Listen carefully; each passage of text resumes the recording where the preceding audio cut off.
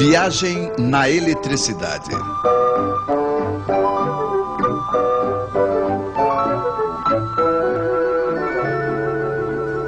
Volts para ir mais longe. O último episódio de nossa viagem na eletricidade levou-nos a esta charmosa cidade, Eletrópolis. 300 casas. Suponhamos que se queira alimentá-la em 220 volts trifásica. Isso fará 100 casas por fase. Cada casa terá necessidade em média de uma potência de 5 kW. Nesse caso, 500 kW por fio de fase. Fácil. Suponhamos ainda que a 10 quilômetros haja uma usina elétrica que produz 220 volts. Pois bem, só nos resta colocar fios entre os dois. Mas de que grossura? É preciso saber, isso é importante. E eis os nossos especialistas em teoria elétrica, senhores Watt, Volta, Ohm e Ampere, que nos ajudarão. Primeiro, a corrente que passará será de quantos amperes em cada fio? O ampere nós já conhecemos, é a potência em watts dividida pela tensão em volts. Então, 500 kW, isto é, 500 mil watts divididos por 220 volts igual a 2.300 amperes, não é pouca coisa. E se fizéssemos passar todos esses amperes por fios pequenos demais, eles começariam a esquentar, provocaria calor que desapareceria no ar. E dos 500 kW que saem da usina, só restaria talvez 300 para Eletrópolis, mas não seria interessante, salvo talvez para os pássaros. Certo, perdas de linha sempre há, mas como somos econômicos, não queremos que haja mais de 6%.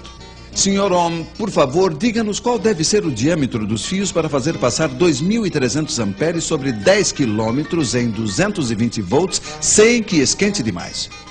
Diâmetro dos fios, igual a 15 centímetros. Não, o senhor Ohm não se enganou. É esse o diâmetro dos fios que seria preciso para transportar os nossos 500 kW sob uma tensão de 220 volts. Então, tudo está perdido? Não. Retomemos nossa fórmula. Sem tocar na potência, dupliquemos os volts. Os amperes diminuem de metade e, com 20 mil volts, dá apenas 25 amperes. Vocês podem fazer o cálculo.